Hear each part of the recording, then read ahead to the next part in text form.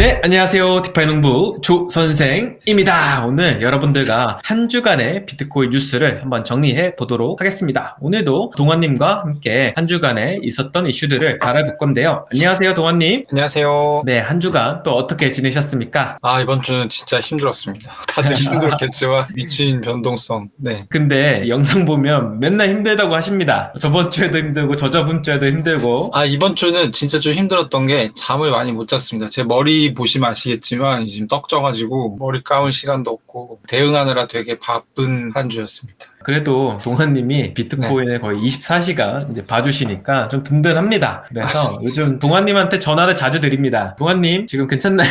이러면서 네. 너무 감사합니다. 이렇게 해서 아무래도 구독자님들도 동환님 이야기 듣고 싶어서 많이들 오시는 것 같아요. 그래서 한 주간에 비트코인 시장에 어떤 일이 있었는지 함께 알아보시죠. 네, 비트코인이 말씀 주신 것처럼 굉장히 큰 하락과 상승을 좀 반복하고 있습니다. 좀 소위 말해서 미친 것 같습니다. 도대체 시장에 어떤 일이 좀 일어나고 있는지 좀 설명 좀 부탁드리겠습니다. 제가 방송을 하기 전에 요즘 비트코인 방송 너무 많이 하니까 사람들이 무슨 얘기들을 하고 있나 찾아봤는데 오늘 하는 얘기는 사실 아무도 안 하고 있더라고요. 그래서 오늘 얘기는 조금 제 개인 의견이기도 하니까 가려서 들으시면 되겠습니다. 혹시 일단은 시장을 보면 이거 숫자는 숫자대로 나오는 거니까 19일에 하락을 시작했죠. 화요일부터 하락을 했고요. 그리고 이 하락이 63K, 63,000달러까지 갔었습니다. 그리고 잠시 65K 정도까지 반등을 20일에는 했고, 보면은 이제 21일에 아주 불반등이 있었죠. 아시다시피 이때는 이제 FOMC 좀 이따 나중에 설명드리긴 할 건데 우려가 많았어요, 시장에서. 금리 인하 이거 하는 거냐, 진짜로. 이런 우려가 있었는데 파월이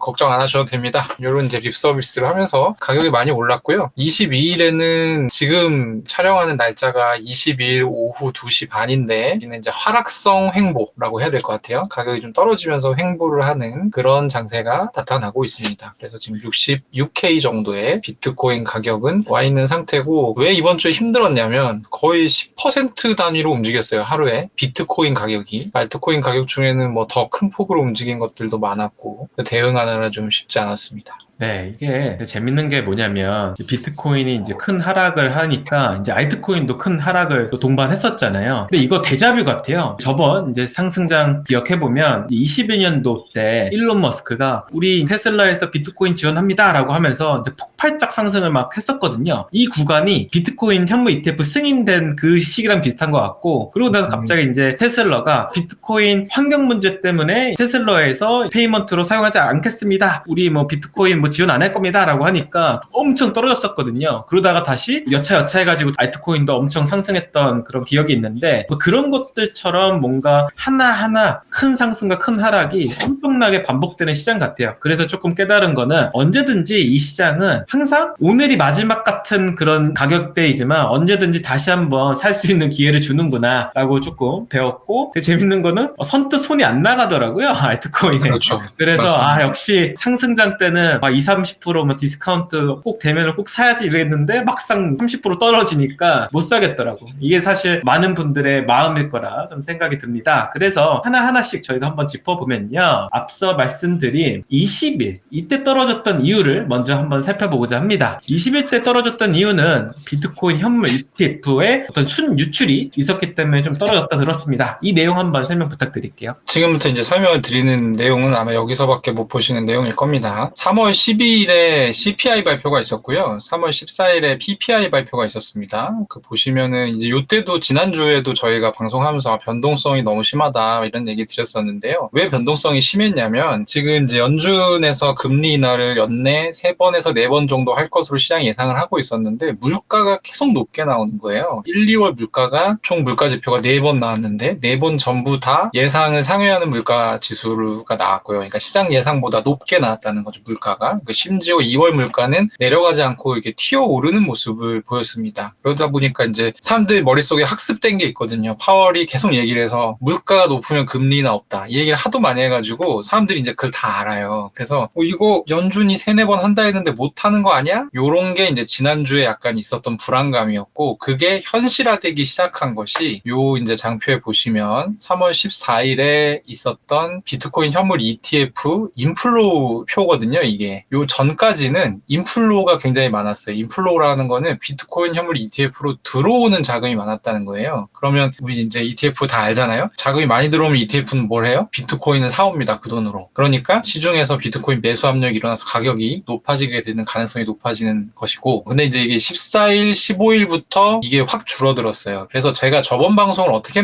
마무리를 했었냐면 다음 주 월요일 지표가 되게 중요할 것 같다라는 얘기를 드렸었어요. 그래서 그 3월 18일자 인플로가 어떻게 되는지 중요할 것 같다라고 했는데, 요거는 미국 날짜이기 때문에 한국 날짜로는 이게 화요일 12시에서 1시 사이에 지표가 나왔습니다. 근데 이제 마이너스로 떴죠. 그래서 이게 요날 비트코인 가격이 63K까지 떨어지는 단초가 됐다고 보시면 됩니다. 이게 이 바닥에 깔려있는 악재인 거예요, 말하자면. 근데 이때 또 마침 그날은 비트맥스에서 또 무슨 어떤 사람이 무지막지하게 비트를 던져가지고 가격이 막 일거에 한번 쫙 빠지기도 했는데, 어쨌든 비트코인 현물 ETF 상황이 이렇습니다. 그리고 이게 반전이 안 되고 있어요. 지금 보면 14일부터 줄어들기 시작해서 132.7로 나오죠. 그 다음에 198.8, 요게 그렇게 크지 않은 숫자였는데 마이너스를 기록하기 시작해서 연일 3일을 마이너스가 갔었고요. 그리고 3월 21일자 요게 이제 목요일 거래 데이터가 오늘 정오 정도에 나온 건데 역시 마이너스입니다. 근데 차이점이 있다라고 하면 요 세 번의 마이너스는 굉장히 좀 심각한 마이너스였어요. 왜냐하면 첫 번째 18일 날은 마이너스가 일단 됐다는 게 문제였고, 19, 20일은 그동안 제일 많은 양을 사왔던 블랙록의 매수가 굉장히 줄어들었습니다. 그래서 19일은 7,500만 달러 정도 를 샀고 20일은 더 조금 샀어요. 그래서 상당히 좀 공포에 빠져 있었는데 다행히 21일에는 2억 3,300만 달러 매수가 나오면서 어쨌든 결과적으로는 마이너스였지만 조금 희망을 봤다. 그래서 지금은 상태는 이 방송을 하기 전에 저하고 동현님하고 얘기를 많이 나눴습니다. 그래서 이게 안 좋게 나오면 이거 그냥 다 도망치라는 신호다. 사실은 그런 얘기 했었는데 그렇게만 볼 수는 없고 주말에 좀 복합적인 양상이 나타날 것 같습니다.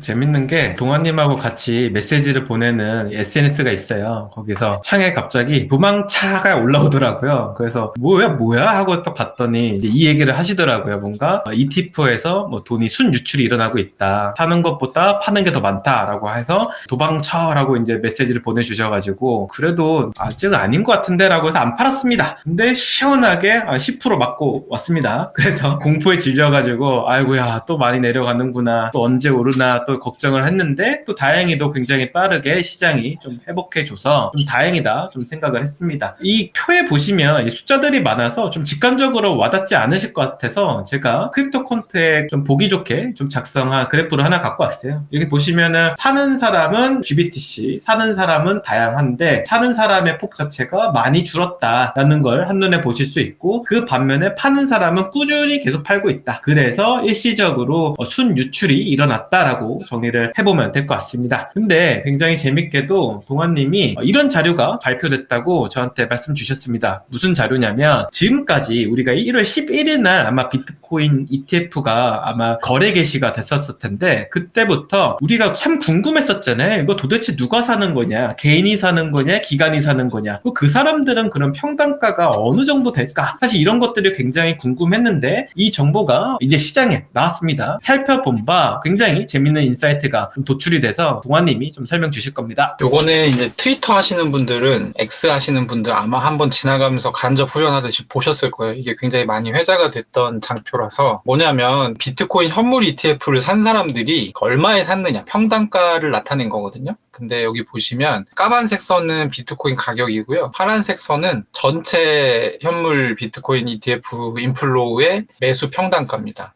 그래서 이거는 이제 GBTC가 포함된 가격이고, 빨간색 선은 GBTC가 포함되지 않은 가격이에요. 근데 잘 숫자가 잘 안 보이실 수 있는데 이 파란색 선은 57.6K이고요. 빨간색 선은 55.02K입니다. 그래서 대략 56K 정도가 되면 어떤 일이 벌어지냐면 ETF로 주워 담았던 사람들이 평균적으로 수익이 제로가 되는 지점인 거예요, 저기가. 그래서 이거 가지고 이제 되게 말이 많았어요. 숫자 보면 딱 나오는 거니까 보니까 이 현물 ETF 엄청 매수세가 강했는데 이제 피크아웃에 온 것 같다라는 얘기들을 전문가들이 하면서 과연 이걸 쓸어 담은 애가 우리 궁금한 게 기관 투자자가 샀을까 아니면은 뭐 개인 투자자도 비트코인 거래소에서 사지 못하는 좀 나이 드신 분들 베이비 부머 세대들이 ETF로 샀을 거다 이런 얘기들 저희 했었기 때문에 이게 다이아몬드 핸드냐 아니면 페이퍼 핸드냐 요게 가려질 것 같다라는 얘기가 이제 돌았었습니다. 이번 주 초에. 이 얘기는 뭐냐면 흐름으로 봤을 때 57K를 한번 갈 수도 있는데 그렇게 됐을 경우에 쉽게 얘기하면 IBIT 블랙록 현물 ETF에서 유출이 일어날 거냐 안 일어날 거냐 이게 지금 호사가들의 되게 관심사라고 보면 되겠습니다. 이 정도로 사실은 이제 비트코인 현물 ETF 상황이 그다지 좋지 않다 현재. 사셨던 분들의 이제 평단가가 나왔으니까 이 사람들이 과연 앞으로 어떻게 움직여 주실지가 굉장히 중요할 것 같고 관전 포인트 같습니다. 이러던 와중에 비트코인이 여러 가지 어떻게 보면 순유출 그다음 여러 가지 이슈들 때문에 흔들리는 차에 구세주로 나타난 게 바로 여기 화면에 보시는 파월 형님이셨습니다. 아까 말씀드린 대로 금리 인하가 될 거냐 안 될 거냐. 그래서 많은 사람들이 금리 인하가 어려울 거다. 왜냐면 물가 상승도 여전히 높고 이게 쉽지 않다 환경이 라고 했는데 립 서비스를 해주셨죠. 그래서 다행히도 빠르게 비트코인이 다시 회복하는 계기가 됐습니다. 이거 어떻게 보시나요? 일단 이날 FOMC를 일부러 안 봤어요 저는. 근데 이제 그게 약간 패착이었는데 왜 안 봤냐면 나올 얘기가 너무 뻔하다. 물가가 높은 거는 너무 숫자로 나타나고 있는 상황이고 좋은 얘기를 하기가 쉽지 않을 것이다. 그래서 제 생각에는 그냥 비트코인 가격은 횡보하고 내려간 상태에서 파월은 그냥 이도저도 아닌 얘기를 하고 뭐 이렇게 되지 않을까라고 생각했는데 제 예상을 거의 완벽히 뒤집어서 파월이 최근 들어서 거의 역대급이라고 할 정도로 립 서비스를 했습니다. 립 서비스의 내용이 뭔가 하니 일단 첫 번째 물가는 걱정 안 해도 된다. 우리 물가 보고 있고 1, 2월에 나온 높은 물가는 계절성 요인 때문에 나타난 것으로 보인다라고 했어요. 그래서 이제 그런 물가에 대한 걱정을 연준에서 보고 있다고 하니까 접어두게 되는 것이고 두 번째로는 이제 양적 긴축을 하고 있는데 양적 긴축의 속도를 좀 조절해야 될 것 같다라는 얘기를 했어요. 이 양적 긴축은 시중에 있는 유동성을 빨아들이는 그러니까 이제 금리 인상과 비슷한 효과를 내게 되는 우리의 자산 가격에는 좋지 않은 영향을 미치는 활동인데 그 속도를 좀 조절하겠다. 천천히 하겠다. 그러니까 이것도 결국에는 금리 인하를 하겠다 비슷한 결인 거예요. 그래서 좋은 저희한테는 메시지였고 마지막으로 올해 무조건 3번 금리 인하를 한다. 이렇게 이제 얘기를 했습니다. 그래서 모든 이 근심과 번뇌가 파월의 말로 사라졌고 가격이 갑자기 급등하기 시작하더니 거의 68K 이상으로 회복을 했었죠. 그래서 이제 이런 일들이 있었습니다. 우리 파월 형님이 구해줬구나. 그래서 비트코인 네. 다시 회복하니까 이제 저는 알트코인 많이 보니까 알트코인이 20-30%씩 다시 오른 거예요. 그래서 속으로 좀 생각했습니다. 이번 상승장 의리 테스트 1차 성공했다. 그래서 안 팔았으니까 이제 다시 복구가 됐다. 이렇게 조금 웃었던 생각이 좀 납니다. 그 와중에 이제 비트코인이 더 갈 거냐 못 갈 거냐. 근데 지금 현재 상황에서는 못 간다라고 하는 사람들이 굉장히 많아지는 것 같아요. 이 전체 이제 시장의 분위기 자체가. 그럼에도 불구하고 우리 블룸버그 형님들이 최근에 이런 트윗을 이제 올렸습니다. 보면 좀 재밌더라고요. 어떤 내용인지 한번 설명을 드리면 이제 블랙락하고 지금 뱅가드랑 서로 다른 스탠스를 가지고 있어요. 블랙록은 이 블록체인 기술을 활용한 이 비트코인 여러 가지 어떤 이 산업에 대해서 굉장히 불리시합니다. 이제 호의적이에요. 근데 이제 뱅가드는 그 반대로 이제 호의적이지가 않아요. 자기네들 ETF 뭐 지원 안 할 거고 이 시장에 대한 반대적인 의견을 내는 친구들인데 우리 이제 에릭 발추나스가 이제 얘기하기로는 결국 ETF도 경쟁이 있고 경쟁에 살아남기 위해서는 ETF의 어떤 종류도 다각화할 필요가 있다. 그리고 이게 다각화하고 나서 그 다각화한 섹터에서 자신들의 어떤 점유율을 높여가는 게 ETF를 발행하는 운용사들의 굉장히 큰 경쟁력이기도 하고 이게 전략이기 때문에 이거 무시할 수가 없는 거다. 그 중에 하나의 섹터가 바로 이제 비트코인이라고 하는 현물 ETF 섹터고 또 여기에서 파생되는 뭐 이더리움, 그다음에 솔라나 뭐 등등등 많아질 거잖아요. 이거에 초점을 두면 많은 확률로 많은 기관들이 이 시장에 계속적으로 좀 주목할 거다라고 하면서 이 표를 올려준 거죠. 그래서 표를 보시면 여기 ETF 종류가 뭐가 있냐 그러면 뭐 에쿼티 있고 그다음에 뭐 채권 같은 픽스드 인컴 있고 뭐 커머디티 뭐 등등등 많잖아요. 결국 여기에서 시장 점유율을 얼마나 많이 이 사람들이 갖고 가냐가 이제 관건이고 아무래도 블랙록과 뱅가드가 1등, 2등을 막 치는 사람들이잖아요. 그러다 보니까 결국 블랙록은 블록체인 레버리지 해갖고 자신들의 점유율을 높여가는 전략을 계속 펼칠 것 같다. 그래서 어쨌든 간에 비트코인한테는 호재다라고 좀 결론을 좀 내렸던 것 같습니다. 동원님은 혹시 이거 보셨나요?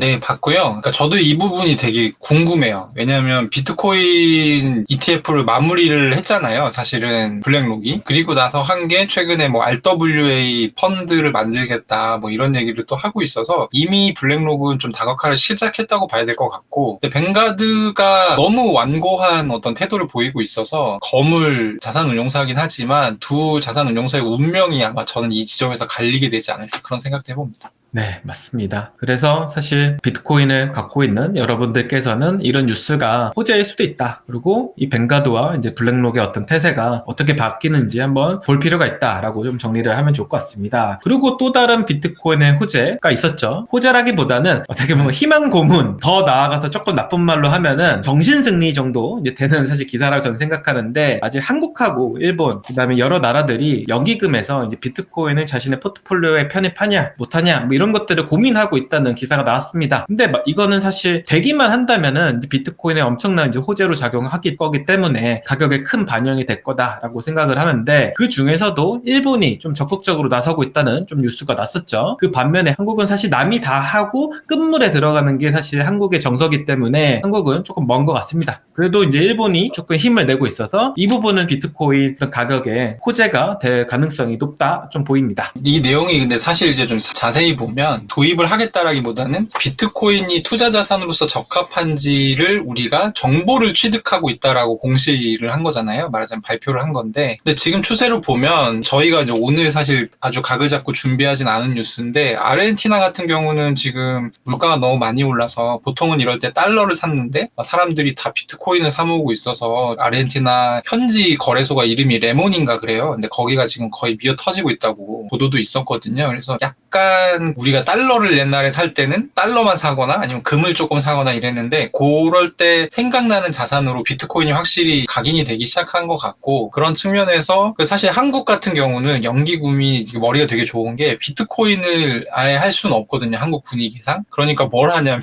코인베이스를 삽니다. 그래서 코인베이스를 되게 많이 사가지고 작년에 이득을 되게 많이 봤어요. 그걸로도 조금 기사가 나기도 했었는데, 어쨌든 이런 암호화폐 거래소에 대한 투자를 한달지 아니면 연기금이 직접 비트코인을 살 수도 있는 것이고 ETF를 살 수도 있겠죠. 이런 것들이 확실히 좀 분위기가 바뀌는 그런 측면이 있는 것 같습니다. 제가 저번 주에 한국에서 이제 가장 큰 보험사에서 이제 투자를 오랫동안 하셨던 투자형하고 사우나를 같이 갔습니다. 사우나 하면서 물어봤어요. 이거 어떻게 생각하시냐고. 혹시 기관에서 큰 자금도 운영하시는 분들이 비트코인 편입할 것 같냐 물어보니까 한마디 하시더라고요. 만약에 내가 편입을 했는데 저 옆에 있는 사람은 편입 안 했다. 근데 내게 잘 되면 어떤 일이 벌어지냐면 안 산 사람을 굉장히 추궁을 할 거다. 너는 도대체 감이 떨어졌니? 라고 하면서 엄청 잔소리를 들을 것이고, 그렇기 때문에 한국 정서상 내가 사기 시작하면 옆에 있는 운용력도 살 거고 전부 다 살 거라는 거예요. 왜냐면 모두가 사면은 면책이 된다고 합니다. 나만 이거 사서 손해본 게 아니라 우리 모두가 샀다. 잘 될 것 같아서. 근데 시장이 안 좋아서 손해를 본 거다. 그렇기 때문에 나는 면책이 된다. 즉 안 사서 피해 볼 게 개인들한테 많기 때문에 이거 사기 시작할 거다라고 이제 생각을 하시더라고요. 오히려 되게 신박한 발상이더라고요. 저희가 모르는 어떤 세계에 있는 사람들의 얘기는. 그래서 결국 자신들도 투자력이고 실적을 내야 되기 때문에 이 비트코인을 한 명만 누군가 사기 시작하라 하면은 전염병처럼 전부 다 사기 시작을 할 거고, 그 규모가 절대 작을 것 같지 않다. 그래서 자신도 비트코인을 많이 샀다라고 얘기하시더라고요. 그래서 이 부분은 어느 정도 일리가 있지 않나. 사실 이게 정보가 사실 그 사람의 입을 통해서 나온 거지만 사람 어떤 심리상으로 봤을 때도 그럴싸하다라고 좀 생각이 좀 들었습니다. 그리고 우리가 이 방송하기 이제 하루 전날에 이게 바로 떴습니다. 바로 이제 블랙록 대표이시죠. 그 레리 핑크가 모든 금융자산을 토큰화 시키겠다라고 인터뷰를 하셨어요. 그러고 나서 시장에서 비트코인 뿐만 아니라 다른 어떤 RWA라고 하는 이제 섹터도 사람들이 이제 관심을 많이 갖게 된 것 같습니다. 이 부분에 대해서 조금 한번 말씀 나눠보고 싶습니다. 동원님.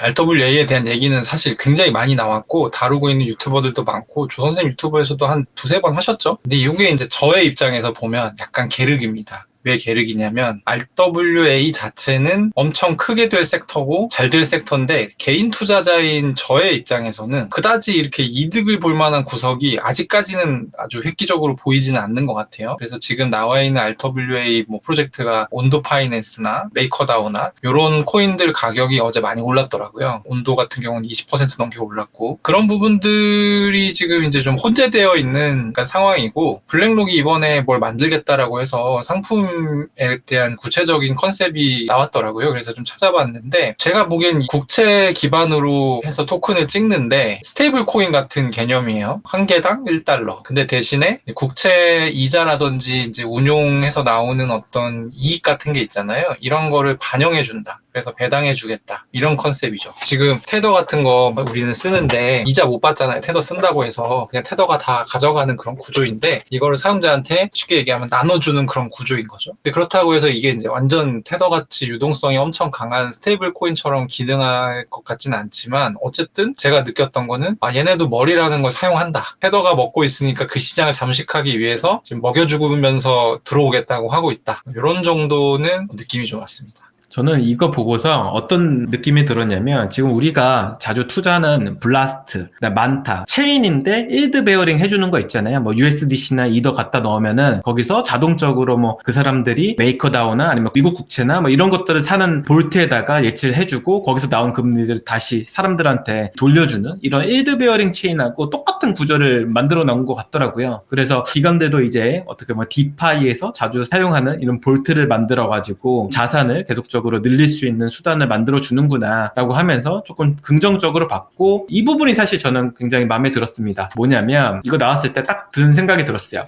증권사 이제 밥줄 끊기겠다 라는 생각이 들더라고요. 이게 무슨 말이냐면 모든 투자 금융 자산을 블록체인화 한다. 그 말은 모든 사람이 동일한 정보를 노력만 있으면 취할 수 있다. 그 데이터가 사실 개방된다라는 의미랑 똑같아요. 그러면 어떤 일이 벌어지냐면 거래가 굉장히 효율화됩니다. 효율성이 높아져요. 그 말은 즉슨 정보의 비대칭성을 활용해서 돈을 버는 집단들이 결국 돈을 먹벌게 된다는 얘기예요. 한 예로 증권사의 IB 비즈니스가 그렇습니다. 여러분들이 없는 정보를 활용해서 매수자와 매도자를 연결해주거나 자신들이 자산을 인수해가지고 그 다음에 다시 팔아가지고 돈을 벌어들이는 집단인데 그것도 가장 중요한 게 뭐냐면 정보의 비대칭성이거든요. 정보를 먼저 선취해서 사실 돈을 넣고 돈을 벌어들이는 비즈니스인데 이 부분이 토큰화가 됨으로써 결과적으로 모든 정보가 투명해지고 그래서 정보의 격차가 없어지면 투자 상품의 경쟁력이 없어진다라는 거죠. 그러면 결국에는 이 IB 비즈니스들이 수익이 굉장히 많이 감소할 수 있다라고 저는 생각이 좀 들어서 이거 산업이 좀 바뀌어지겠구나라는 생각을 좀 들어서 이 트위터에다가 이제 게재를 해놨습니다. 많이들 보시더라고요. 역시 트위터는 토큰화 이 얘기 많이 들어가면 뷰가 잘 나옵니다. 많은 사람들이 관심을 갖고 있구나라는 생각을 좀 했습니다. 뭐 이렇게 블랙록이 결국 이 블록체인 시장 전체를 어떻게 보면 끌고 좀 가고 있는 상황이기 때문에 전체적으로 비트코인을 봤을 때도 가격이 우상향할 수 있는 좀 여지가 있다. 예전처럼 이 자산이 0이 된다라는 건 사실 이제 말이 안 되는 상황인 것 같고 어느 정도 계속 가격 구간에서 계속적으로 움직이면서 장기적으로는 우상향하지 않을까라는 이제 생각이 듭니다. 그럼에도 불구하고 여러분들이 지금 투자를 하고 계시면 여러 가지 트렌디한 뉴스들을 따라가셔야지만 투자 자산의 관리가 좀 되실 것 같아서 오늘도 동환님하고 이야기 나눠봤습니다.